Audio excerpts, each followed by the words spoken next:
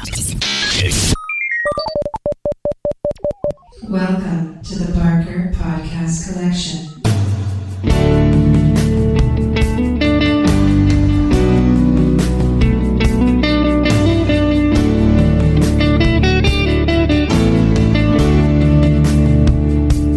Tell all the hunters to lay down their guns. Tell them that the tiger needs a little bit of love. Welcome to the Not Watching Podcast. My name's Rob Howard, and this year I'm joined by Marcus Hurley. So let's move into some of the TV shows that we've been watching so far this year. We've got to get the main one out of the way. The pandemic Pandora's box that is Tiger King. Oh yes, we've got to get that out of the way. Simply because the memes might still be just relevant when this goes out, you know. Yeah, it was definitely a bit of a cultural phenomenon, really, wasn't it? Everyone was just stuck at home watching Tiger King. Because I was just watching this going, this happens? Really? And then you're suddenly on side with this guy. It's like, I've seen the meme where it's like, you know, episode 1 going, oh, this is a load of trash. And then the next frame is episode 3, fucking Carol Baskin. And you're sitting there looking like a redneck. But then that's literally what happens. And then you're just left going, this world, this feels like an alternative Earth.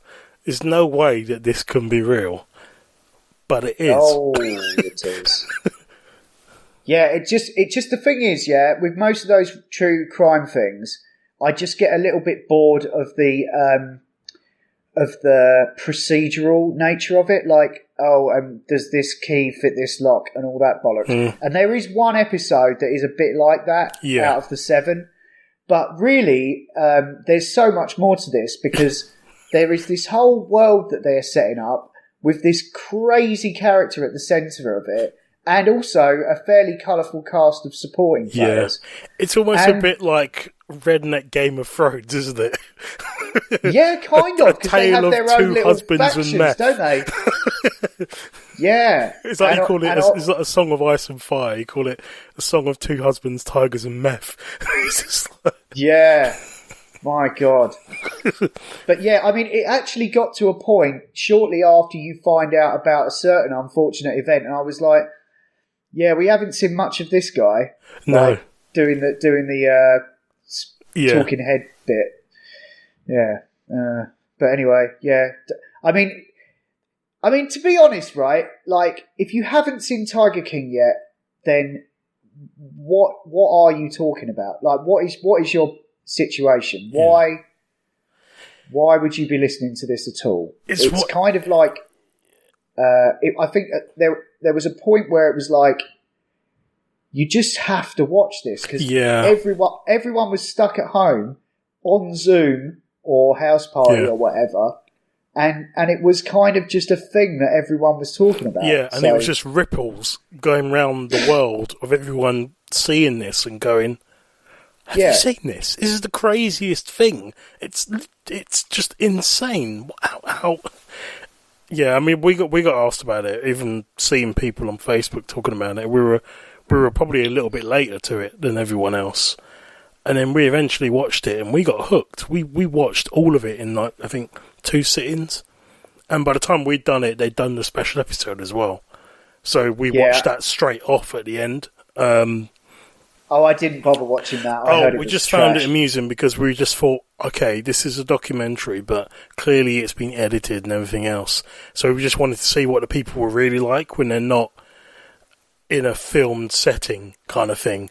You know, when people talk and stuff. Yeah, fair enough. So that's why that was interesting, and they were the same. That's what was weird. They're exactly the same. It's like apparently the team that made that are doing another episode, and it's not so much about Tiger King, but it's about Siegfried and Roy, Jesus. One of whom passed away recently, not because he got mauled by a tiger, but he did. But he died of coronavirus recently, and it's all to do with Siegfried and Roy, who were like these sort of magicians. Like, well, they weren't really magicians; they were like sort showmen, of entertainers, weren't they? Magician entertainers, but with live animals. And they had a white tiger or something, didn't they? A white tiger, and they had to put it down. So yeah, they've got like a little zoo at the back of the Mirage in Vegas, and I took Katie there, and we instantly felt a little bit wrong about it. I went there years ago, but. Yeah, so they're doing this. They're doing like a sort of tangentially related show based on that. Like we went there. There was this panther that was just pacing around, like so pissed off. Like he would have fucking flew at anyone. Like, it's like so not cool. But they've got dolphins there as well, which seem to have a little bit more fun. But I don't know. It's difficult to tell, isn't it? They're so smiley. The thing. Dolphins, though, are probably. I think they're like one of the most intelligent animals in the ocean, so they find a way to enjoy themselves. If they don't, they're kind of like us, where you kind of go, "Fuck it, I'm stuck here, might as well enjoy myself." It's that sort of thing. They adapt. But anyway, so Tiger King has been quite a hit. I have to say I enjoyed it. I know a lot of people just couldn't watch it because of what it was about, but It doesn't really dwell too. Yeah, it doesn't dwell too much on like the animal cruelty aspect of it. It's more just showing you how fucking mad it is. Yeah, like, but that's how is this really happening? The hypocrisy of it all as well. It's just that it doesn't need to say anything because you see it yourself. So it's like, Carol Baskin, the whole thing about her husband and all that. When you watch it, you realise that's not the bit that you question. The bit that you question is the fact that she's got all of these animals in captivity herself. Yeah. But it's supposed to be a sanctuary. And you kind of go, well, what's the difference? They don't get released. She has an army of followers. And you kind of realise these people are on the same coin but different sides. And they both calling foul at each other, and it's all weird. Like, one of them's calling the other one out, and you're left there going, "But you're both kind of crazy in a weird way." One of you's obsessed with leopard print, which you'd think will be counter to your beliefs. And the other one's just Mullet Man from the year 2000. it's just absolutely mad. Yeah. Oh, and then the other guy. Was it Bangra Lati with his cult and his girls? And you're like, Jesus Christ, how, why, what? It's all coming back now, actually. I was like getting sort of PTSD from it. It's just... It's cool when a documentary has the amount of like peaks and valleys that most drama stuff does. Because we don't talk about a lot of reality stuff on it. No.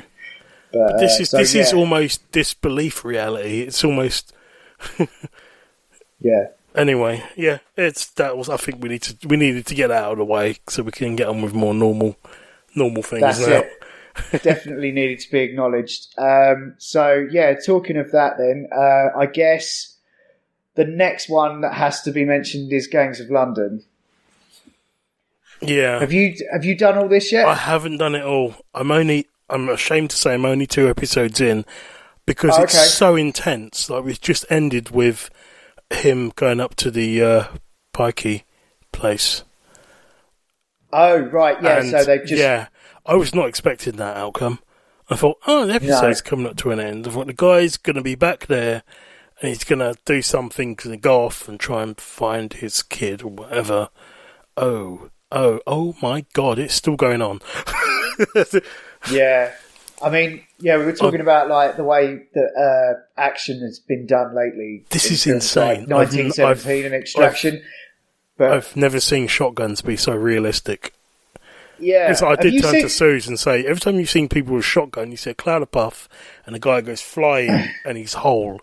That doesn't happen. No. Have you seen The Raid? Yes. Yeah, because this is guy. This is Gareth Evans who directed The Raid. Really? He directed this, and he hasn't directed every single episode. Corin Hardy's done a bit of that. The guy who did the witch, not the witch, the nun. Okay. He directed like most of the front half of the episodes, and then another guys did like the back half. But Gareth Evans has still come in and done. What matters? He directed episode 1 and episode 5, and also action sequences around, like throughout. I can see why, because that guy who worked for, I don't remember his name, but he's the guy from Harry Potter. He's the old English guy. He's a black guy that came into the pub, and then when he just tore through that pub, and he had a dart on episode 1. He goes, I did have a dart. He goes, he just tore through the pub.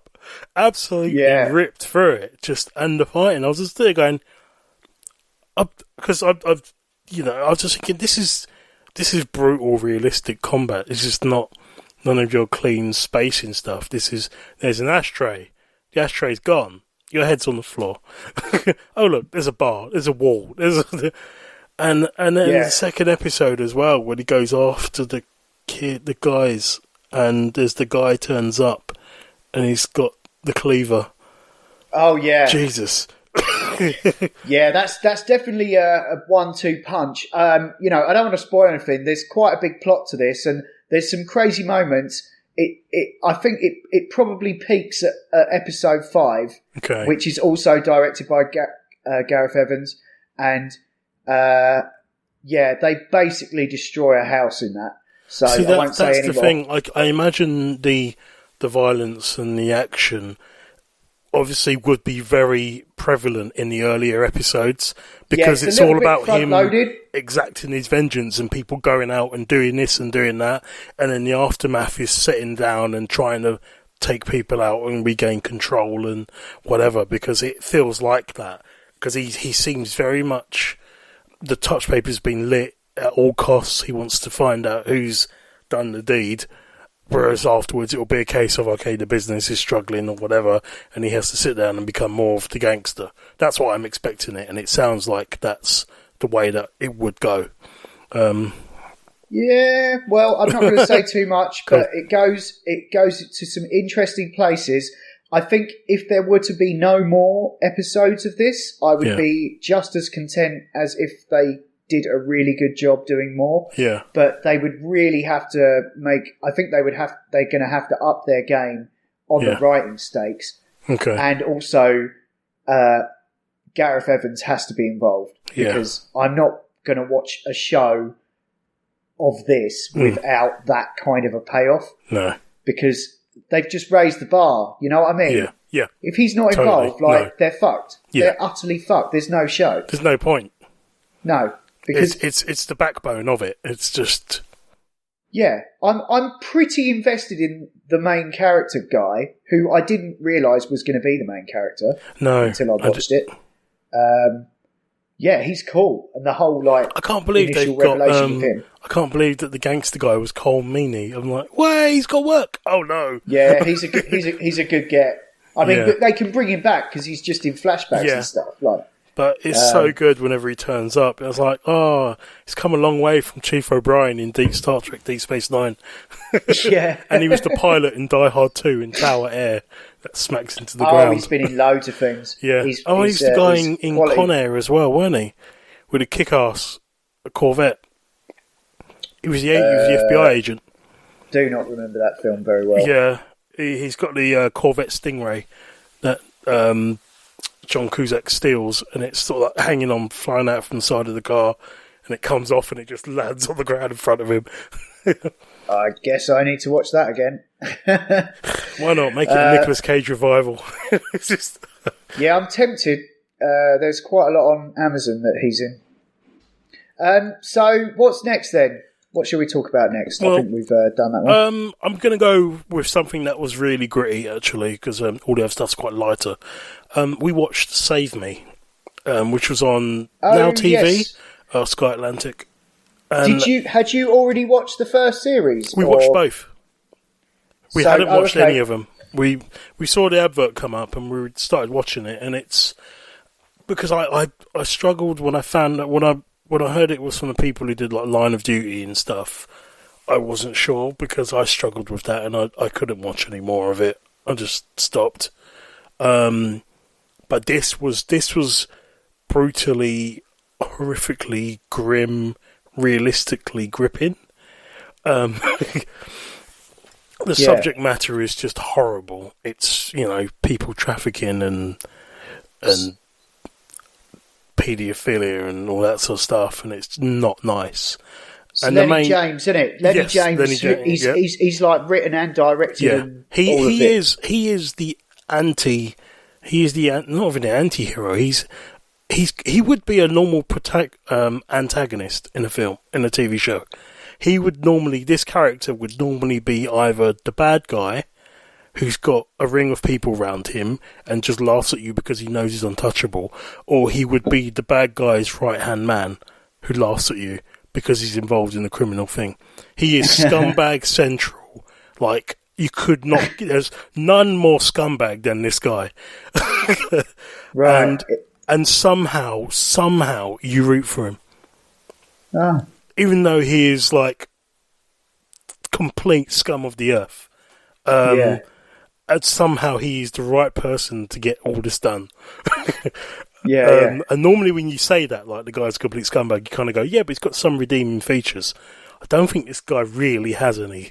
It's just, he is what the person's story about. It's only because everyone else and the thing that happens is so much worse that he by default becomes the good guy. Cool. But yeah, it is really gripping. Some of the decisions as well. I've not seen like a British drama that's really got me like that, without being over the top as well, because it's really down to earth. It's in council blocks and everything, and all the people, and all go around the pub. I'm thinking this is like an R-rated EastEnders with none of the fake cockneyness. It's just, these are people, shit happens, and all of the people there are just realistic people you could see on a street in London, in South London. So yeah, we watched both seasons of it. Second season, I wouldn't say was as strong as the first, because I think when you on looking back, but the first season, damn, it was good, and the second season, yeah, it was definitely worth it. Cool. I think if you run out, Now TV or Sky Atlantic, if you run out of things to watch and you want something brutal to get your teeth into, I say brutal because it's just the subject matter is so grim, and some of the things that are said that sit and make you think, and you just think, fuck, that's just horrible. But we just couldn't stop watching it, and we were just doing episode after episode after episode. Cool. Well, a film that I mainlined in a similar way, a show that I mainlined in a similar way, was Devs. Yeah. Which is on the iPlayer. They put all of this out to watch at once, 8 episodes, and basically involves this talented young programmer he works for a tech company, and he pitches this idea. It's to do with determinism and stuff, and then he gets invited into this like elite sort of area of the business called Devs, and it's all a bit secretive and no one knows what they're up to. Yeah. Have you seen any of this? I've seen the first episode of it. It's weird. It's like, I don't know, it's like sort of Kubrick-esque. In that, you go in, when you do go into, because the company and everything, you kind of go, I don't know where this is going.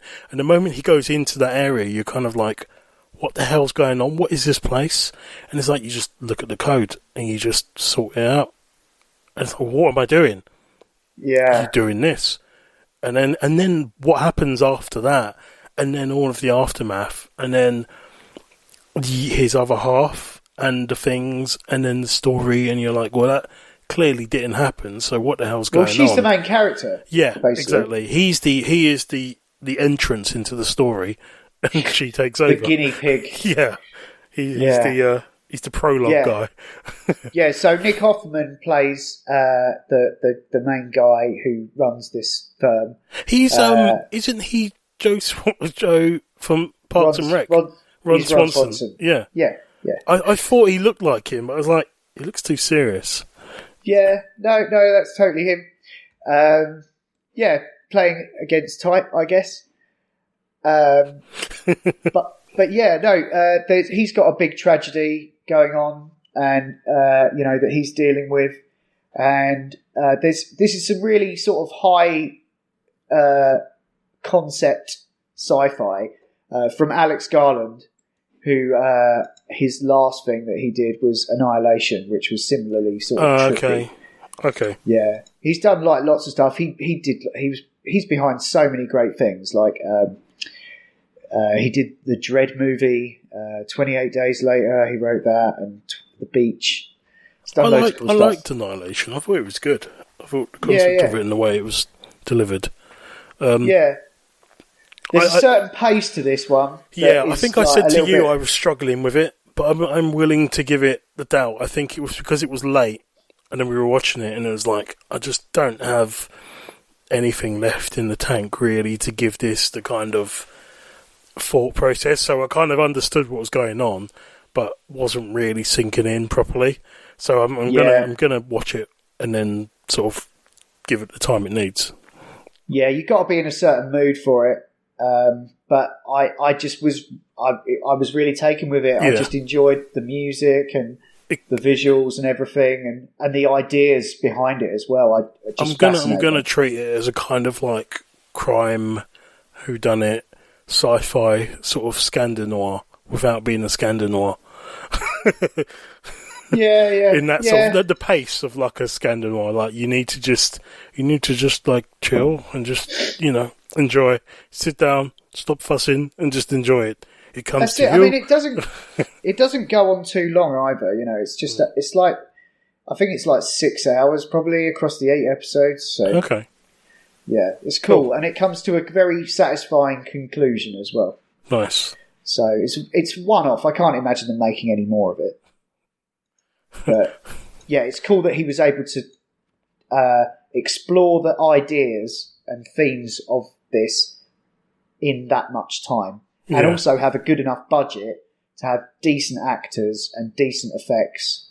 I think we were freaked out by the when they went to the place and there was the giant child statue sticking out from the trees. Yeah, we kind of looked over and we went like, that's probably like some weird imagination shit. That thing's real? What the fuck?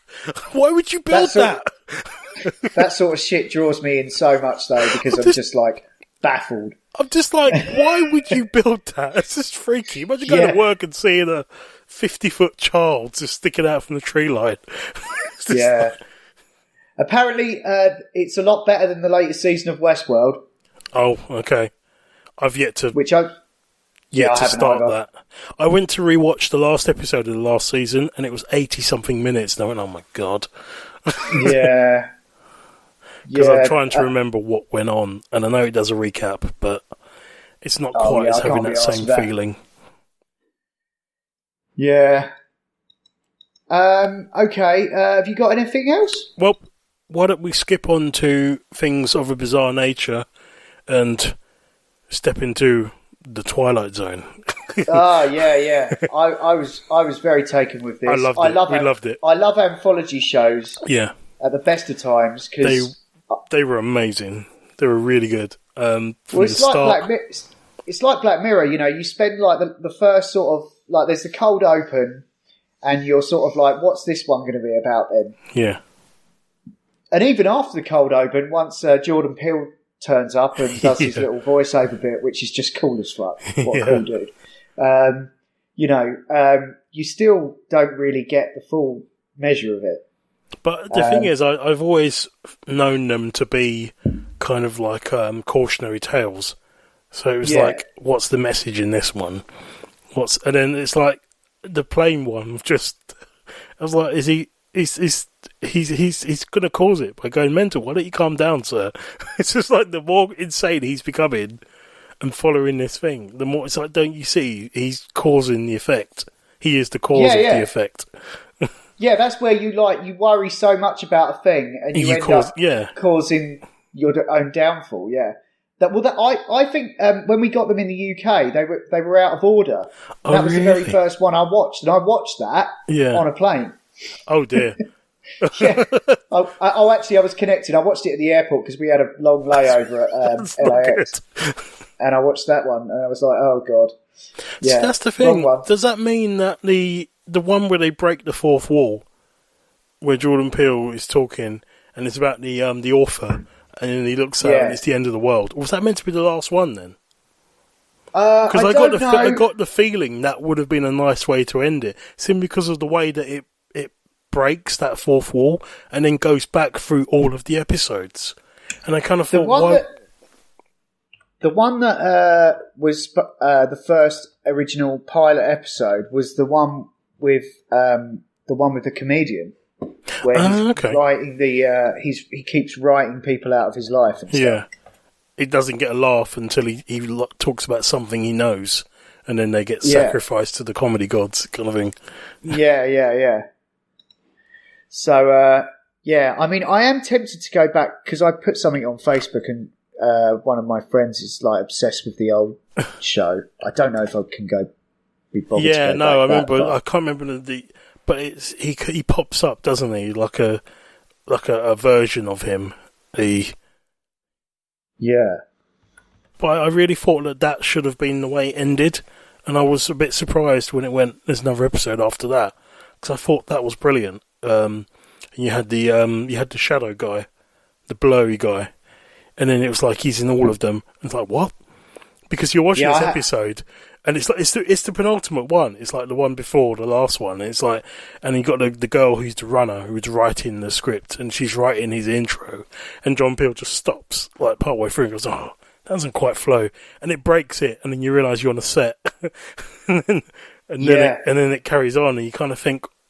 That would have been awesome because the Twilight Zone becomes its own Twilight Zone, and then it becomes a Twilight Zone episode, and you're like, no, you're totally right. Blurry Man in the original airing was the last episode. Ah, Netflix. Yeah, it was on Now TV. I watched it, and it was all. It's all a bit out of order, but that was one of the strongest episodes. I thought it's only got 5.8 on IMDb, but. People are being really harsh about it, but I think they probably measure. If it ended the season, I reckon it should have got more.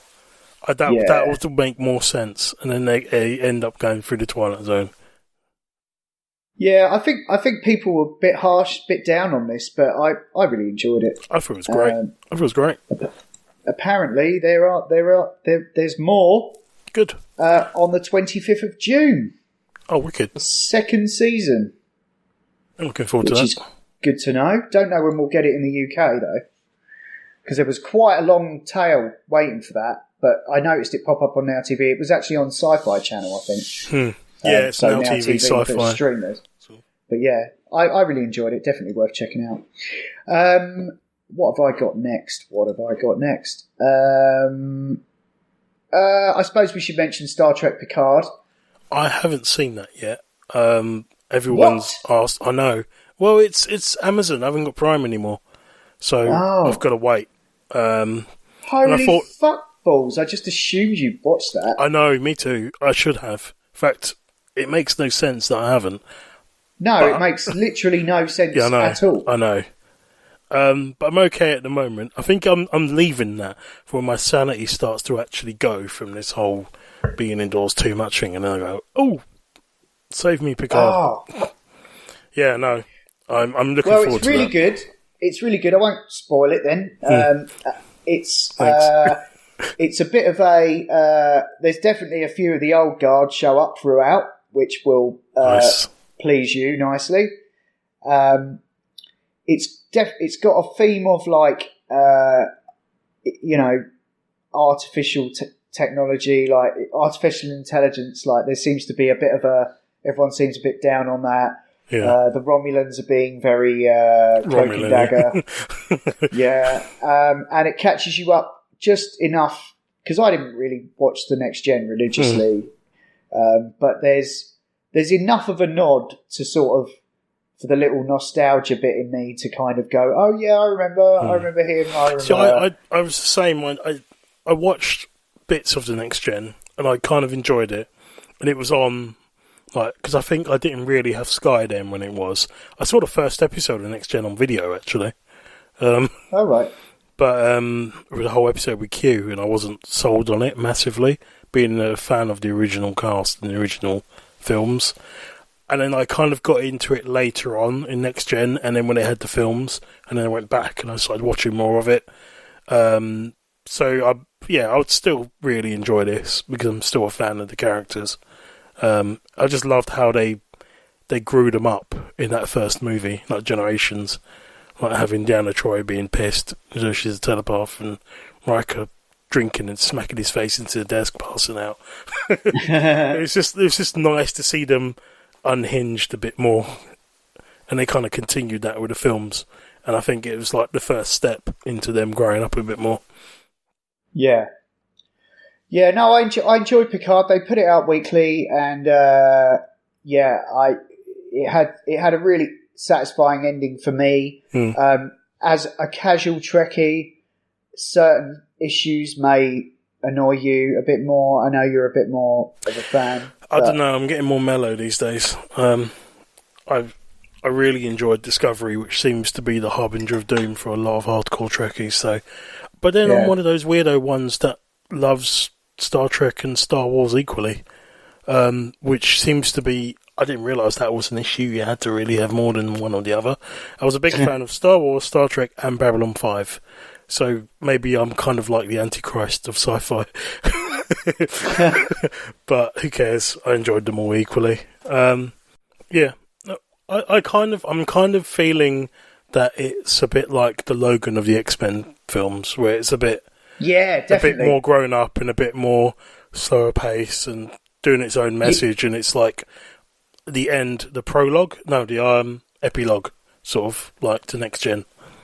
Yeah, the sort of structure of it is there's basically 3 episodes of the establishing the situation and him assembling his ragtag band of miscreants to somehow shamble across to sort something out, across the galaxy to sort something out. And then there's like a few sort of like pretty oddball one-off episodic episodes in the middle of it. Maybe and just to keep it Star Trek-like landing where it's party all just episodes, kind of. Yeah, with him frolicking about with an eye patch looking a bit weird for some convoluted reason. And then there's like the last sort of 3 or 4. It's kind of back on track with the main storyline. Okay. So, it's cool. I really enjoyed it, but it's definitely not standard Star Trek in any way, shape, or I kind of that I remember. I kind of feel like Next Gen was really good, and if it kind of had something like the way that Discovery was done, some of the storylines were amazing. Like the fact that he was taken, it was like they dared to take the main captain, the Borg, and turned him into like their main chief person, and he started. Right, I know nothing about that but they definitely reference that. Yeah, that's one of his biggest. It's like he's like Batman when he's got all these demons, and that is one of his biggest demons that's carried on throughout the films and stuff. The fact that he murdered some of his own, lesser known crew or whatever, and just turned on everyone and stuff, and was Lucretius of Borg or something like that. And they do reference that, and that's what started Deep Space Nine as well. The first episode of Deep Space Nine is them surviving that attack, and he loses his wife, I think, in it.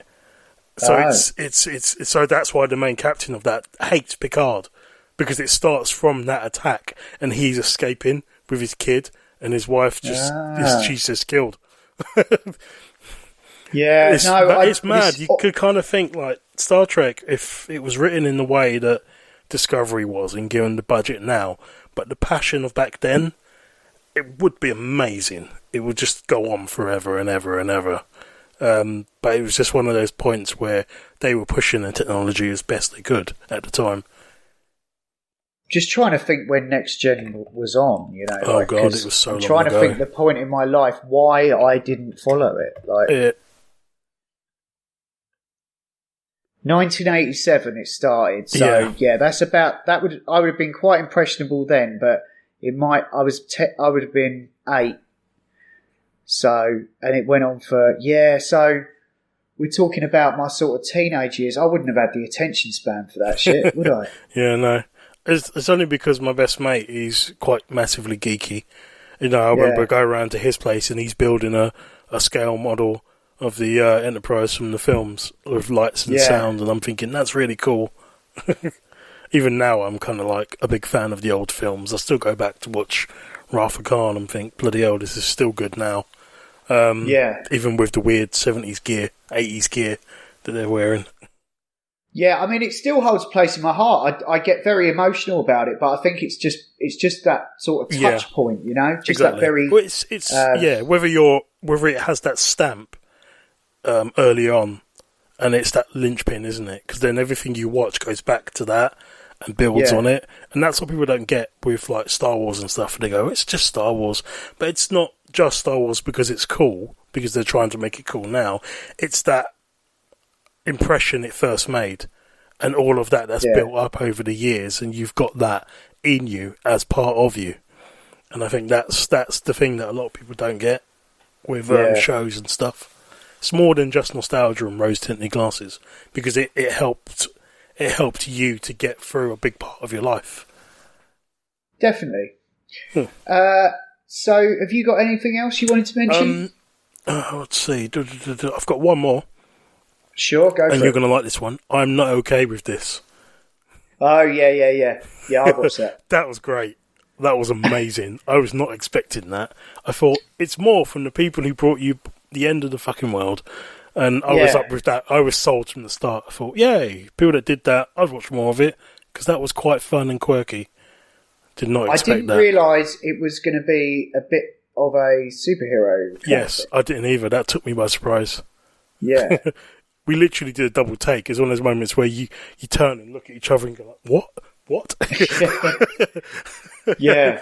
And then the more it grew, the more it happened. And it's quite nicely restrained, though, until a final payoff at the end, which I literally stood up and whooped. When that happened, I was like, oh, fucking hell. Yeah. And you realise the scale, and you're like, whoa. Yeah. It's based on a graphic novel, I think. Yeah. Do you want to hear something even weirder? What's that? I don't know if I told you this at the time, but it's set in the same world as End of the fucking World. Is it? Yes. Oh, that's interesting. I know. When I found that little tidbit out, I went, ooh. How is it? I was reading, after I'd watched it, I was reading up on it. I can't remember the article. I did find an article, and I can't remember if this is the bit I remember wrong. I think it happens in the same week, even. Oh, right. I mean, they're safely distanced. Yeah, though, one's like, in the UK, one's in America. And that would explain why it feels like, because the End of the World is like the cars and stuff seem a bit old. Yeah. In the UK, it's kind of like, I think they're slightly 80s or something like that. And the cars in this seem a bit older as well. Oh, right, yeah. I was a bit like, it's got that kind of retro. Yeah, they're both set in the 80s. I think so. Well, 80s, early 90s, maybe, by the looks of it, or it might just be people who've got shit cars where they are, just haven't upgraded. Right. But I doubt by now. I doubt you'd still be driving around in like an Austin Metro or whatever it was, Austin Allegro. But I'm curious now. They were both great series on their own. You know, one dealing with the kids. Am I a psychopath? Am I not? And then this one's dealing with my rage issues, and it's very much teenage angst and issues going on. But the way that they do it in both, it's so intriguing. And now, because it's all part of one world, I'm curious as to where the next season of this goes as well, and if they do anything else. You know, is it going to be a Swedish version or a Norwegian version or something? God knows. A girl with a dragon tattoo who literally has a fucking dragon or something like that. I like the format though. I like the sort of 8 20-minute episodes. It's not much longer than watching a movie sort of approach. Yeah, it's really good. It's very easily consumable. And all of the things that happen are like they're really intense, but only within that tiny micro world of what's going on. Yeah. Apart from the payoff. Well, yeah. Jesus. Yeah. Do you know if they're making any more of that? I can't remember, but I'm glad because I told you about it and I recommended it to you. I think I messaged you and said watch it, and you were like, "Really?" And I was like, "Yep, by these guys." And yeah, because it was a while ago we saw it. Yeah, no, it's not been announced or anything, but it's basically two of the kids from It, isn't it? Yes, it's the girl and guy played Stan. Yes, whose character in this is also called Stan, I think. Just in case you weren't sure, Stanley Barber. Yeah, that's the kid. That's the guy. Yeah, no, it's cool. Yeah, I hope they make more, but I'm just fine with how it was. I've got just a couple of little things I wanted to mention. Oh, yeah, The Outsider, that was quite good. I don't know if you saw any of that. No. Is that the Stephen King thing? Yeah. I've heard that's good. Basically, this kid gets brutally murdered, and the guy accused of doing it is in two places at once. And sort of, soon becomes kind of obvious that there's like a bit of a doppelganger thing going on. Yeah. But there's like the way that it possesses or copies these people is quite grim. But it's kind of shot like one of these slow burn HBO detective shows. Okay. And it's actually 3 episodes in before the best character in the show enters it, who's played by Cynthia Erivo. And she's like a bit of a kind of, not a medium, but someone who's sort of a bit sensitive to stuff and sees things in a different way. And I quite like how as soon as it starts to go a little bit supernatural, everyone's like, what the fuck? Really? You're having a joke? You think it's like the bogeyman? But in a kind of similar way to a lot of Stephen King stuff like It, Yeah. It becomes like a little group of people that are like out there trying to take this thing on. And it gets quite violent in places and it's quite creepy.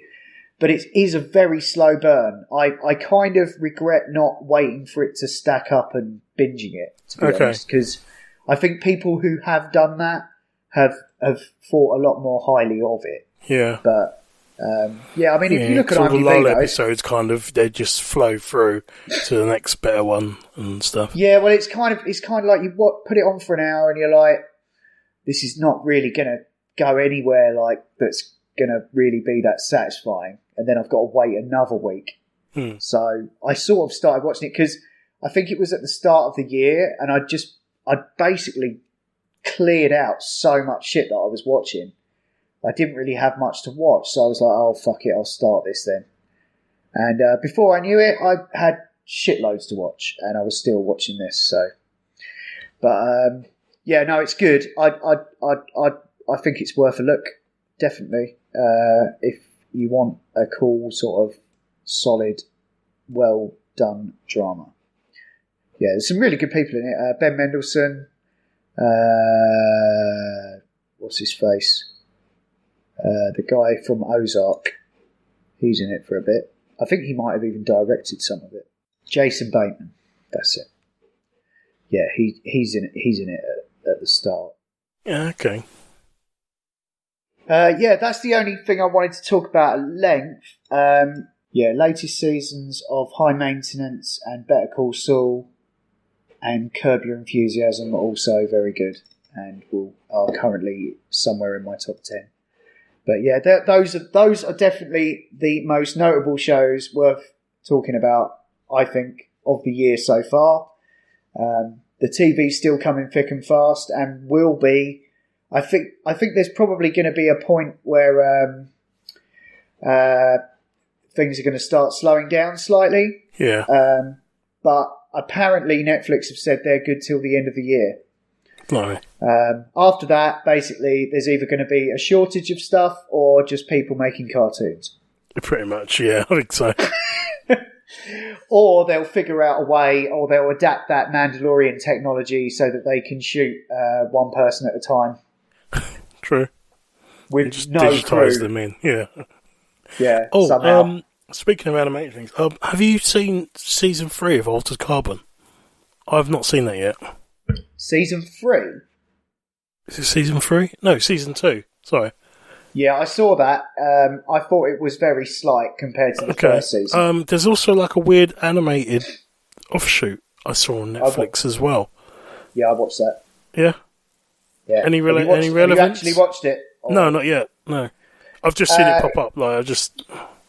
It's basically like... Side story. Yeah, it's side story, different sleeve he's in. Sort of like the Animatrix. Yeah, it's like Altered Carbon goes to Yakuza Town. Okay, fair enough. But it's pretty cool, though. There's some wicked animation in it and action sequences. It's like an hour and 20 or something, so I whacked it on because it's like a one-off. It's like a movie. Yeah. Sort of thing. Oh, nice. Okay, I might sit down and watch that at some point. But I found the article, going back to End of the World, I found the article in there. It was one of those sort of crappy ones, pop buzz, so I don't know whether it was any credibility to it. But both shows were created by Jonathan Entwistle. He made the decision to set them in the same fictional timeline.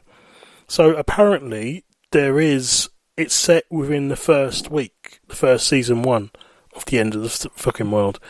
Because there's like an Easter egg where you get news of the 2 teens from the UK running away, and you get the headlines come up in there. So it's one of those kind of like, it's background, and there's also a nod to the acronym End of the fucking world on Sid's notepad, which is clearing her desk. But, however, the comic for both of them is done by the same guy. Oh, right, okay. And The End of the Fucking World has not been renewed for another season because the person who made it said that they're quite happy leaving it with 2 seasons. So I don't know if it is going to carry on or whether this is sort of like the spiritual successor to that in a weird way. I think they're pretty played out, to be honest. Yeah, they're pretty separate stories, exactly. Another weird thing was that the end. I'm not okay with this. Was commissioned for 8 episodes, but only 7 were made.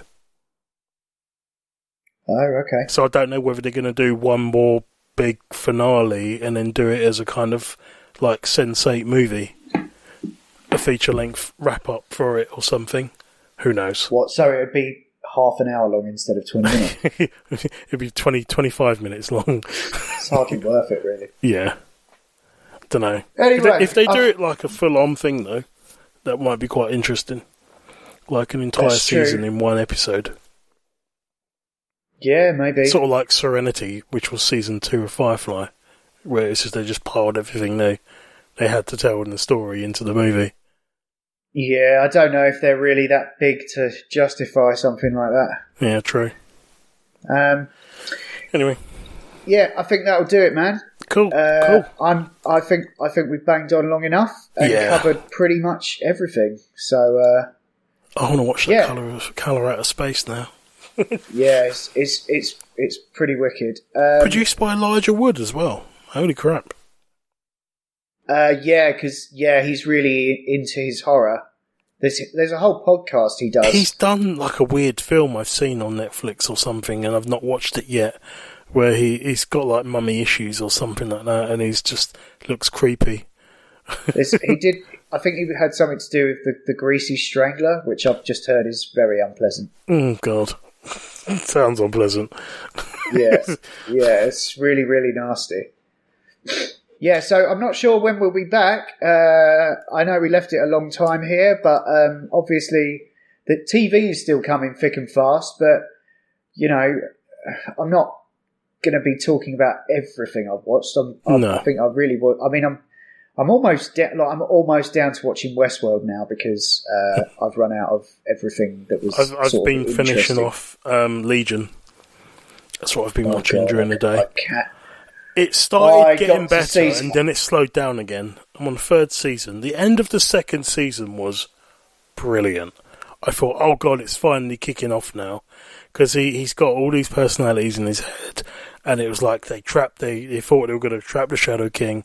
He thought, okay, it's all happened, and he was gonna execute him, and the trial was going to happen, and then they trapped David instead, and they're like, you're not a good guy, and he's like protesting, and he goes, you had your chance, fuck it. And he just starts like going, Rah! And then just goes into God mode and teleports out. And I'm like, oh my god, he snaps now. And then the episode after that, it all slowed down and went weird again. I'm like, dudes, just give us what we want. I don't know if I bothered watching season 2. No. I found it all a bit up its own arse, to be honest. It's all the way up there. In fact, it's popped out the other end as another head. That's how far. Thing is, I like what the guy did on Fargo. Yeah, I've loved every season of that, but I think it's just too much. I think it's only about a season and a half long, but padded with so much 70s mental groovy bullshit and wanting to make the music videos and stuff. There is a really cool bit where he goes to battle the Shadow King and he starts singing Behind Blue Eyes as he's floating towards him, and they kind of like do this psychic battle that's like these animated beasts in the sky just fighting each other, sort of like a Queen video, whilst they're singing a version of Behind Blue Eyes. And which was cool, but I'm like, everything else just takes it away. It's not worth sitting through it all. So I'm just plodding through to the end. So like during the day, I've got my headphones on while I'm doing the washing up or the laundry or something, and then it's just. I'm surprised you went for that. I thought that might be a bit too avant-garde. Yeah, I ditched it because I was sick of its shit, to be honest. But I thought just in case it got any good, I wanted to give it a chance, because it does mention Professor X a lot more now, and it goes back into like the childhood and stuff like that. It's really annoying because I'm like, it's getting close to it. It's like it wants to do it, and it runs up, and then the moment it gets near, it gets scared and runs away. And it's just like, oh, for fuck's sake, grow some balls. Be an X-Man. Thanks for listening to the Not Watching Podcast, part of the Not Listening Podcast Network, where you can also find the Not Playing Podcast, where we talk about video games, and the Not Listening Podcast, where you can hear Adam and Co talk about all kinds of nonsensical nonsense. You can email us at notwatchingpodcast@gmail.com, or you can tweet at or follow us on Twitter at notwatchingpod. You can find the show notes for all our shows at notlistening.co.uk, and if you like what you've heard here, please do leave us a review. Anyway, that's all for now. Take care and stay safe.